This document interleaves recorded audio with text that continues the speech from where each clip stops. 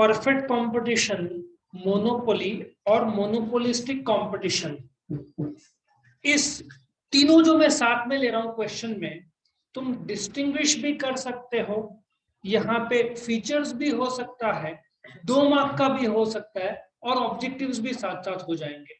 बहुत काम का ये वीडियो है, पूरा वीडियो ध्यान से देखना।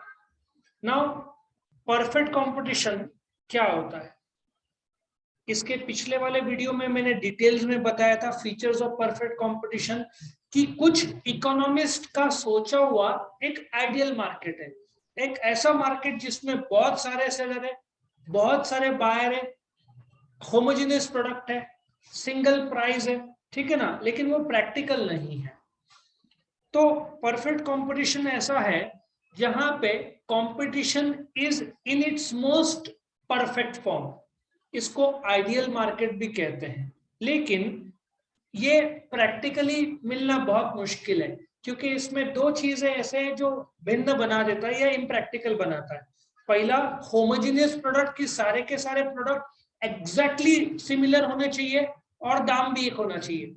आजकल हर प्रोडक्ट का तुमको ABC क्वालिटी मिलता है, दाम भी अलग मिलते हैं, सेलर्स अलग मिलते हैं, सेलर्स के दाम अलग मिलते हैं, डिस्काउंट अलग रहता है, ऑनलाइन ऑफलाइन के रेट्स अलग रहते हैं, करेक्ट। तो इसलिए परफेक्ट कंपटीशन मानते हैं कंपटीशन परफेक्ट है between seller and buyers. Monopoly, monopoly कौन से वर्ड से डिराइव्ड है? Mono single, poly seller. So monopoly एक ऐसा मार्केट है where there is a single seller and many buyers. Example, Indian railways single seller है, many buyers.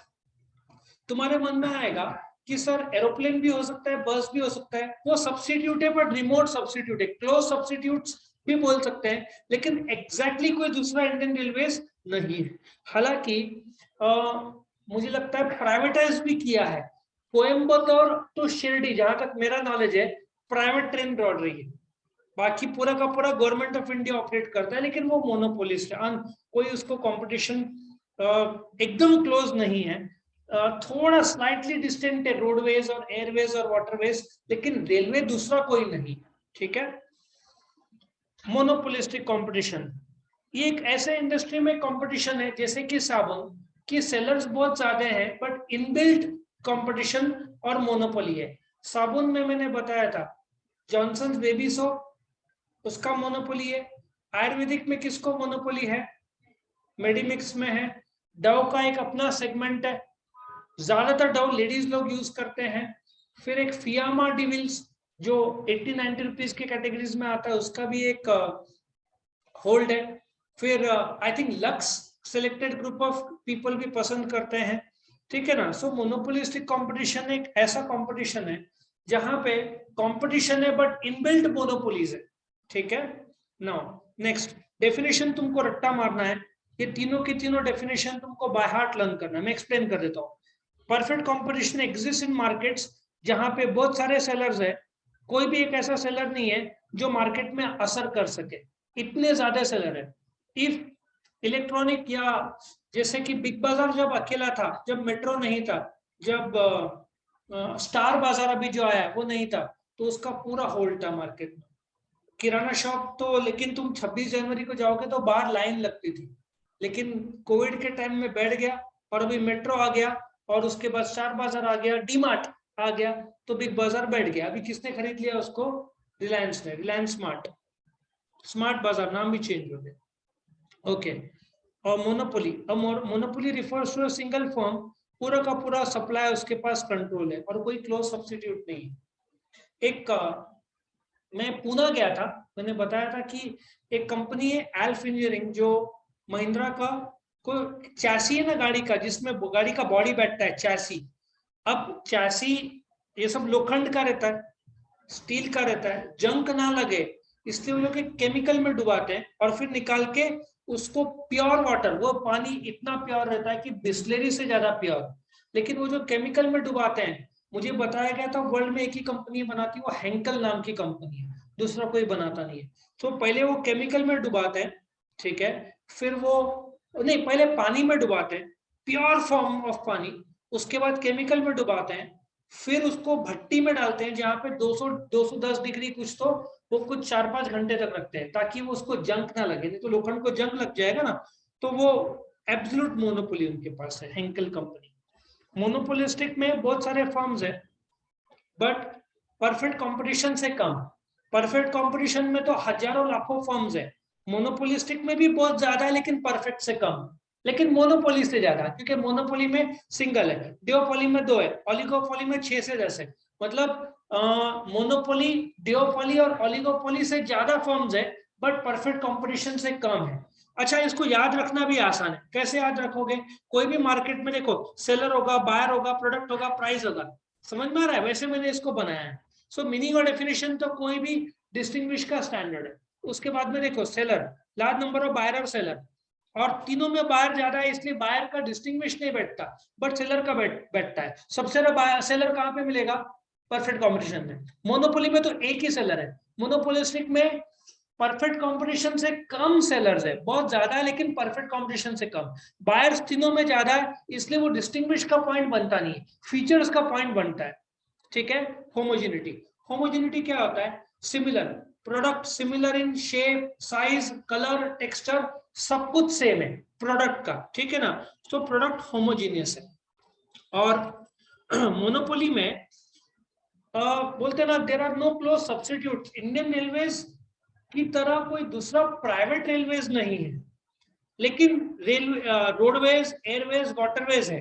मतलब एक सब्स्टिट्यूट है बट डुप्लीकेट नहीं है, ठीक है ना? बोलते ना, नॉट वेरी क्लोज बट है क्लोज, बोलते ना थोड़ा सा क्लोज सब्स्टिट्यूट है but not similar substitute. Similar substitute तुमको मोनोपोलिस्टिक कंपटीशन में मिलेगा, क्योंकि वहां पे प्रोडक्ट डिफरेंशिएशन है। तुमको वही साबुन के कई सारे प्रकार मिलेंगे। किसी साबुन कोई आयुर्वेदिक होगा, कोई जैसे डव वाले एडवर्टाइज करते कि उनका 1/3 मॉइस्चराइजर उसमें क्रीम है, किसी में मेंथॉल होगा, आई थिंक डेटॉल का, या लाइम जो है सिंथॉल का लाइम, या फिएमा डिविल्स का, उसमें हो सकता है हल्का सा मेंथॉल डाले। अलग अलग साबुन के कुछ ऐसे भी आते हैं जो ज्यादा टिके। अगेन, तुम फिएमा डिविल्स में लोगे, फॉर मेन लोगे, तो उसमें 2 वेरिएशन है, अलग अलग रंग वाले आते हैं, वो ज्यादा टिकते हैं, लेकिन एक्सक्लूसिवली फॉर मेन जो है वो जल्दी खत्म हो जाता है, क्योंकि उनको पता है ज्यादा टिका तो नया आदमी खरीदेगा नहीं। सो ऐसे बहुत सारे वेरायटी तुमको मिले। होम प्रोडक्ट डिफरेंशिएशन मतलब प्रोडक्ट्स अलग है। यूनिफॉर्म प्राइस, परफेक्ट कंपटीशन में एक ही दाम है, जो सारे के सारे सेलर को मानना पड़ेगा। दाम अलग नहीं है, सिंगल प्राइस। एक सेलर हो, 1000 सेलर हो, सारे के सारे सेलर एक ही दाम में बेचेंगे। मोनोपोली, अच्छा मोनोपोली में डिफरेंट प्राइसेस में भी चार्ज टू डिफरेंट बायर्स, इसमें मैं चर्चा करना चाहता हूं। तुम इफ इंडियन रेलवेज में सफर करोगे, फर्स्ट क्लास का टिकट यहां से गोवा जाना होगा या यहां से भोपाल जाना होगा, गोवा पकड़ लो, 4-4.5 हजार फर्स्ट क्लास। तुमको 2 टायर एसी जाना पड़ेगा, करीबन 2 से 2.5 हजार। इफ 3 टायर एसी तो करीबन 1.5 हजार। तुम इकोनॉमी क्लास मतलब नॉर्मल, उसमें 450-500 रुपए। हैंडीकैप्ड कोई रहा तो उसको 50% डिस्काउंट, स्टूडेंट को डिस्काउंट, सीनियर सिटीजन को डिस्काउंट। समझ में आ रहा है? कोविड के बाद सीनियर सिटीजन डिस्काउंट जो 50% था, सीनियर सिटीजन को डाला तो डिस्काउंट मिलता था जो चाहे ले, तो वो डिस्काउंट बनता है। आई थिंक उन्होंने अभी वापस चालू कर दिया। सो अलग अलग प्राइसिंग, और आजकल एक और नया प्राइसिंग उन्होंने शुरू किया। अभी कैसे हैं, दिवाली में पीक सीजन रहता है। तुमने आज राजधानी, यहां से दिल्ली राजधानी, जो इंडिया की one of the best train मानी जाती है, तुम बुक कराओगे ना तो 4,000 होगा। तुम्हारा जर्नी 25 को है तो शायद आज 3,500 में मिल जाए। 2 दिन बाद हो सकता है उसका रेट 4,000 हो जाए। मतलब फ्लेक्सी प्राइसिंग कर दिया इंडियन रेलवेज ने। अभी same ticket will have different prices through the year. ये आई थिंक उन लोगों ने ये साल के शुरुआत में या पिछले साल के एंड में लॉन्च किया था फ्लेक्सी प्राइसिंग। जब लॉन्च हुआ था इंडियन रेलवेज 1860s में आई थिंक, तब से लेकर अब तक फ्लेक्सी प्राइसिंग नहीं था, पूरे साल राजधानी का सेम प्राइस। अभी गवर्नमेंट ने बोल दिया बारिश में रेट कम हो जाता है। बुकिंग जैसे तुम बोलते ना वीडियो कोच बस में जाना चाहते हो, ज्यादा एरोप्लेन का प्राइसिंग कैसा रहता है? तुमको जाना है गोवा तो 8,000 10,000 लगेगा, एक महीने पहले बुक कराओ 3,000 में हो जाएगा, 3 से 4,000। लॉजिक समझ में आ रहा है? सो एरोप्लेन की तरह कर दिया इंडियन रेलवेज वाला। सो अभी डिस्क्रिमिनेटिंग मोनोपोली, डिफरेंट प्राइसेस, वो अलग अलग डिस्क्रिमिनेटिंग प्राइसिंग हो गया है। और मोनोपोलिस्टिक में तो यूनिफॉर्म है ही नहीं। तुमको साबुन छोटा है ना, नहाने का साबुन 5 रुपए में भी मिलेगा, तुमको 100 रुपए का साबुन भी मिलेगा, बिटवीन 5 रुपीज एंड 100 रुपीज तुमको सारे वेराइटी ऑफ साबुन मिल जाएंगे, डिफरेंशिएटेड प्राइस। तुम कौन सा साबुन और तुम्हारा कैसा टाइप का तुम पैसा स्पेंड करना चाहते हो उसके लिए मिल जाता है मार्केट में, ठीक है। Price making, price perfect competition में एक फर्म क्या है? Price taker. अच्छा, ये प्राइस कैसे टेक करता है? मैं एक वीडियो बनाऊंगा जिसमें इक्विलिब्रियम प्राइस उसका ग्राफ है, उसमें मैं शेड्यूल और ग्राफ के साथ एक्सप्लेन करूंगा। अभी प्राइस कौन तय करता है परफेक्ट कंपटीशन में? सारे के सारे फर्म्स मिलकर, जिसको इंडस्ट्री बोलते हैं, और सारे के सारे कंज्यूमर्स मिलकर, जिसको मार्केट बोलते हैं। सो ये इंडस्ट्री और मार्केट मिलकर प्राइस तय करते हैं, और एक सिंगल फर्म प्राइस टेक करता है जो इंडस्ट्री और मार्केट ने मिलकर बनाया, ठीक है। So firm is a price taker. और मोनोपोली अकेला मालिक है भाई। Indian railways is a price maker. तुम अपना प्राइस तय नहीं कर सकते, प्राइस तय कौन करता है? Indian railways. तो अभी तुम देखो, अभी टिकट्स थोड़े महंगे ही हो गए, बारिश में थोड़ा ऑफ सीजन में तो रेट्स कम होगा, तुम टुवर्ड सितंबर अक्टूबर में बुक करने जाओगे ना, तुमको हैवी प्राइसिंग मिलेगा। अभी सब फ्लेक्सी कर दिया गवर्नमेंट। एक जमाने में 20,000 करोड़ रेलवेज कमा रहा था, अभी कमाई काफी कम हो गया, तो वापस अभी बढ़ना चाहिए। और मोनोपोलिस्टिक कंपटीशन में since Johnson and Johnson baby soap या मेडिमिक्स का दबदबा है, एक मोती करके भी सैंडल सोप आता है, तुमने सुना होगा, वो भी काफी लोग यूज करते हैं। हमारे टाइम में मोती वाज अ लग्जरी सोप, और डव सबसे महंगा था उस समय। तो एक बार मोनोपोली आ गया, तुम अपने हिसाब से प्राइस तय कर सकते हो। क्योंकि जॉनसन बेबी सोप जो भी बच्चे लोग के लिए, उसने 50 रुपए रखा है, 100 रुपए रखा, पेरेंट्स लोग खरीदेंगे, क्योंकि वो बेबी के हेल्थ के हिसाब से माना जाता है, correct. Freedom of entry and exit, perfect competition में जिसको कम्पीट करना है वो मार्केट में है, जो कम्पीट नहीं कर सकता है वो छोड़ के चला जाए, ठीक है ना। सो फ्रीडम ऑफ एंट्री और फ्रीडम ऑफ एग्जिट है। मोनोपोली, इंडियन रेलवेज में कोई और रेलवे को गवर्नमेंट आने ही नहीं देगा, सीधा हिसाब है ना, मोनोपोली है। तो एंट्री बैरियर्स क्रिएट होगा। एक जमाने में माइक्रोसॉफ्ट का जो एमएस ऑफिस को कौन तोड़े बताओ? कंप्यूटर में माइक्रोसॉफ्ट ऑफिस के इक्वल में कौन है? कोई नहीं। माइक्रोसॉफ्ट का एक सिंपल सा लॉजिक, उनके कंपीट में कोई आया, या तो उसको रोकता था या खरीद लेता था। तुम चिप्स में ले लो, इंटेल का सिर्फ एक तोड़ है, कौन? एएमडी का नाम सुना है? देखो, एएमडी का भी नाम नहीं सुना। इंटेल, इंटेल तो सुना होगा ना। इंटेल इतना बड़ा हो चुका है अभी कि कोई चिप्स यदि सक्सेस हो रहा है तो इंटेल उसको खरीद लेता था। एक ही टिक पाया उसके सामने, एएमडी। एएमडी गरीबों का कंप्यूटर माना जाता है, जो लोग अफोर्ड, क्योंकि इंटेल, तुम कोर i7 लो, i9 लो, तुमको लाख रुपए से कम लैपटॉप नहीं मिलना है। i9 की तरफ चले जाओ, लाख रुपया। वही एएमडी वैसा ही परफॉर्मेंस तुमको 70-80 में मिल जाएगा। सो माइक्रोसॉफ्ट पर बहुत सारे कोर्ट केसेस हुए कि तुम नए कॉम्पिटिटर को आने नहीं देते, और कुछ लोग खरीद लेते थे। अभी जीमेल, 99% लोग जीमेल यूज करते हैं। हमारे टाइम में 3 ही था, रिडिफ, याहू और हॉटमेल, सिर्फ 3 और एक सिर्फ ही था, लेकिन दबदबा हॉटमेल का था, और उसका फाउंडर इंडियन था, सबीर भाटिया। जब देखा उन्होंने कि हॉटमेल गजब स्पीड से आगे बढ़ रहा है, माइक्रोसॉफ्ट का नहीं था, तो माइक्रोसॉफ्ट ने अप्रोच किया हॉटमेल को बेचो। जो सबीर भाटिया इंडियन फाउंडर था हॉटमेल का, उसने मना कर दिया। फिर माइक्रोसॉफ्ट के लोग 6 सूटकेस कैश लेकर गए, फिर भी उसने नहीं लिया। फिर खुद बिल गेट्स मिला, और ऐसा सोचो ना, 100 रुपए की वस्तु उसने बेचा 10,000 रुपए में। फ्लिपकार्ट कितने में शुरू हुआ था? 4 लाख में। कितने में बेचा? 1 लाख करोड़ में। 2,500 गुना। वही हुआ हॉटमेल का। लेकिन फिर जब जीमेल आ गया तो हॉटमेल बैठ गया। लेकिन हॉटमेल 99-2000 में हम लोग सबके हॉटमेल में अकाउंट हुआ करते थे। 2010-2012 तक या 15 तक रूल किया हॉटमेल ने। लेकिन जब से जीमेल बढ़ना शुरू हुआ ना, आजकल लोग हॉटमेल, लोग को शायद पता भी नहीं होगा, लेकिन हमारे टाइम का राजा बन गया था हॉटमेल। जब बिल गेट्स ने एक्वायर किया ना, रिडिफ, हॉटमेल और सिफी, सबसे फास्टेस्ट वाज रिडिफ, फिर हॉटमेल और सिफी भी अच्छा था, ठीक है ना। एक याहू था, याहू को मौका मिला था हॉट गूगल को खरीदने का, उन्होंने टाला।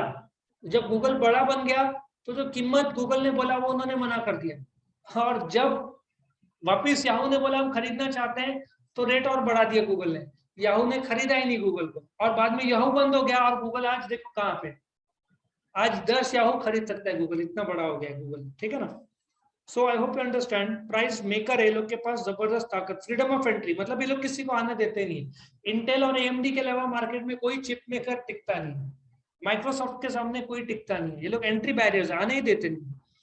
कोई भी आया या तो उसको खरीद लेंगे या रुकावट। जियो जब आया था उसको बहुत प्रॉब्लम आए थे, आइडिया और एयरटेल बोलते ना कॉल कनेक्टिविटी, यदि जियो से मैं एयरटेल फोन करूंगा तो एयरटेल ने कनेक्टिविटी देना चाहिए ना, तो बार बार कॉल टूटते थे, जियो टू जियो चलते थे लेकिन जियो टू आइडिया, तो उन्होंने कोर्ट केस कर दिया था और फाइन लगा था एयरटेल और आइडिया को, क्योंकि वो लोग बार बार कॉल ड्रॉप होते थे, हो सकता है जानबूझकर किया।